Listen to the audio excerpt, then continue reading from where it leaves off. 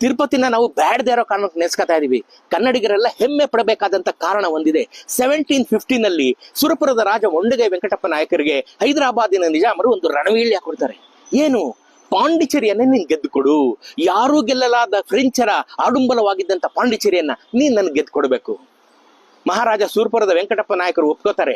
ಒಂದು ಕಂಡೀಷನ್ ಹಾಕ್ತಾರೆ, 2 ದಿನ 48 hours ಹೋಗೋ ಖರ್ಚು ಬರೋ ಖರ್ಚು ನಿಂದು, ಯುದ್ಧದ ಖರ್ಚು ನಿಂದು, ಸತ್ತವರ ಎಕ್ಸ್ಪೆನ್ಸ್ ನಿಂದು.